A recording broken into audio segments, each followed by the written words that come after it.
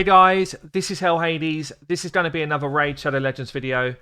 So, a lot of people say to me, stop doing content on Raid. Raid's dying.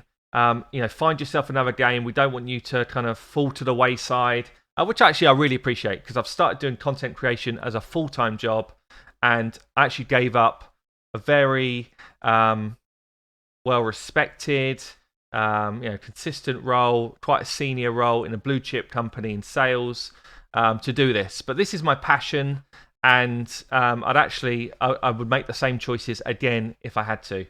But what I thought was, I'm not just going to go by the hearsay of some people that are disappointed with the lack of content that's out there right now in Raid. I'm going to do a bit of investigation myself to get some hard fact. That's why I work. I've got a logical mind. I don't just go by hearsay. I actually try and find some information. So what I've done is just basically I want to just share some interesting information with you. You might disagree with the context of the video, but for me, actually, it was important to do some proper work to find out what was going on. So what have I looked at? Firstly, what I looked at was in terms of Playeriam and their portfolio of games, and they've got Aristocrat own Playeriam, and Aristocrat are a casino type company. Oh, they own a bunch of gambling companies anyway, and the gaming part of their empire is one chunk. That's quite normal for companies to have a bunch of different kind of enterprises. But what does the gaming side of Playeriam look like?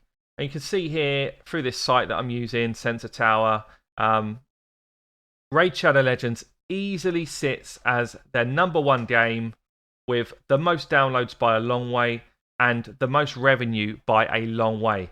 And that's what they care about. Okay, we care about, is it a fun game, that type of stuff. Actually, Playeriam for an interest of, do we want to invest in this game? Do we want to maintain this game? It will be based on how much interaction have they got with the player base, and what sort of revenue do they make per game. And some of these games down here literally make nothing. So Raid Shadow Legends is their cash cow in terms of their games. Next thing I looked at was, well, is it growing or is it shrinking daily? In terms of daily downloads, what is happening in the market? So this is overall Android market. I could get the same information by Apple, and it looks the same. You can see in the last last month, actually where it sits. There's a couple of spikes. I don't know why it had this spike on 9th of June. Maybe that was in line with some sort of advertisement or marketing or something that they put out there. It's quite interesting. But anyway, the general theme is it's actually improving. So it's 100 places higher now than it was a month ago, and it steadily has been improving on that grid over that whole period of time. This is US based. The largest player base for this game is the US, so it's the best dynamic for me to check. I can check other kind of time frames, so I can look in the last year.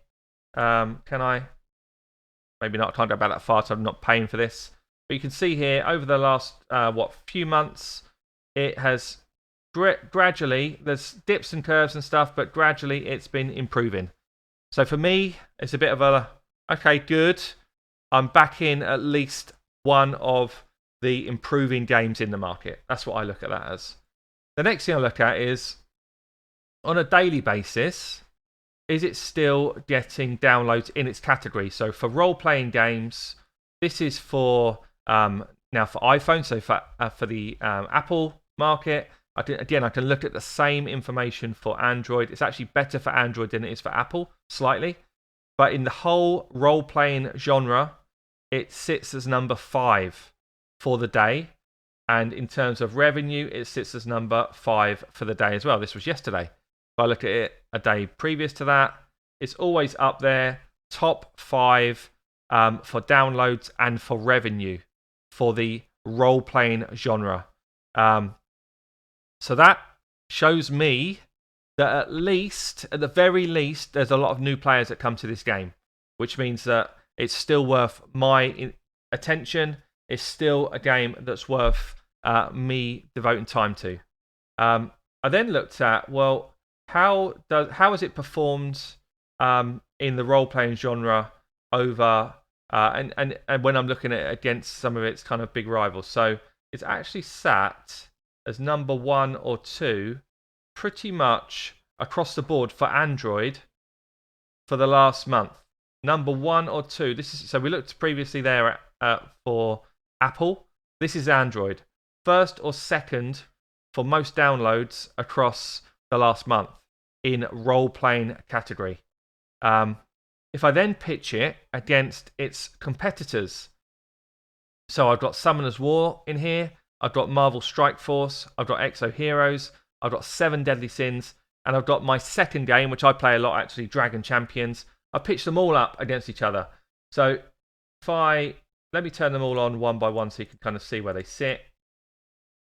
So up against Dragon Champions, the second game that I play, Dragon Champions generally around 300. This is number 1.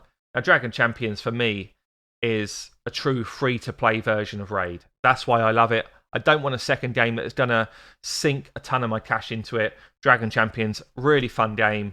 Has the same type of mechanics as Raid. Doesn't look as pretty, but actually they've got a really good development team. So I play it as a second game, mainly because it's quite a low-cost second game.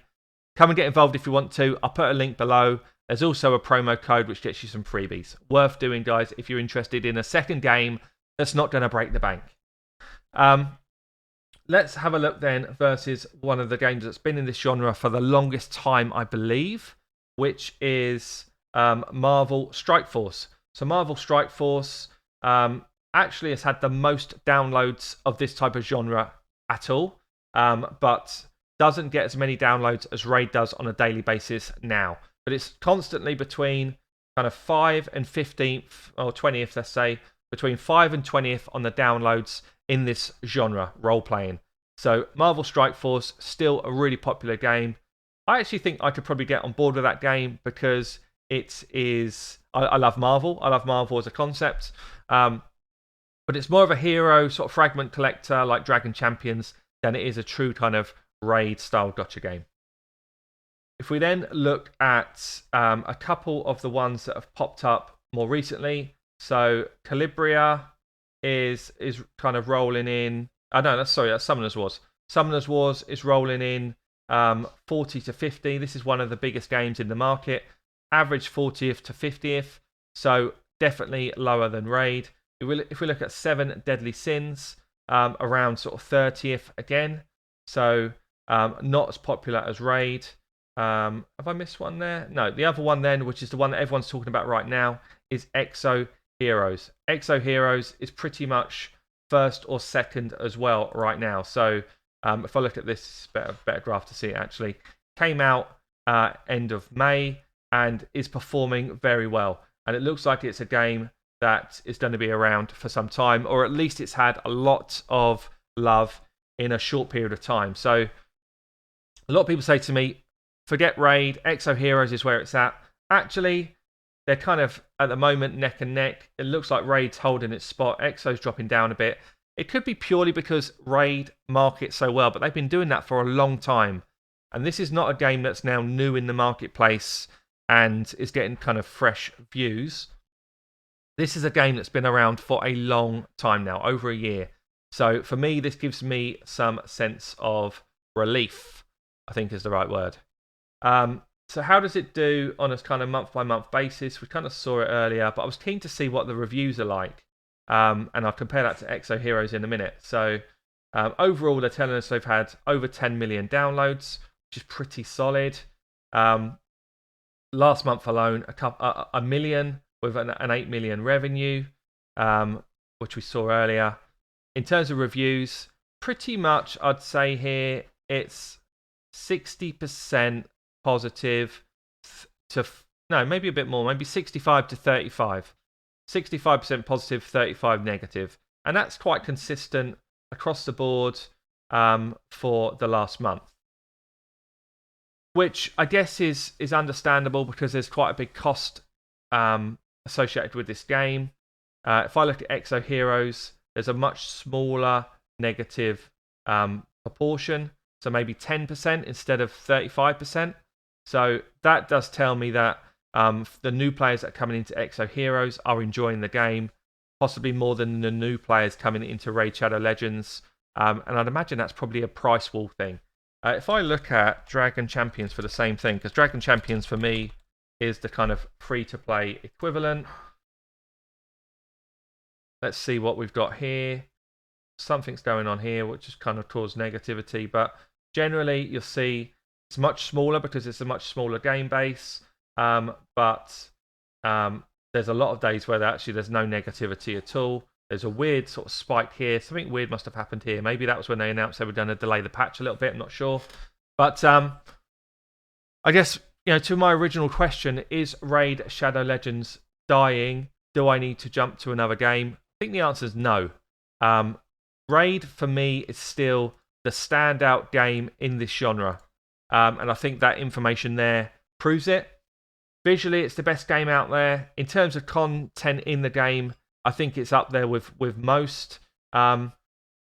If only they would put in a way to farm books, and if only they would consult the player base a bit more with some of the content they're dropping, then I actually think they could go from this kind of position of first to so far above the competition, it would be insane. Just with a bit more love and care with some of the content that they're dropping out there, and perhaps a bit more pace with the content that they should be dropping out.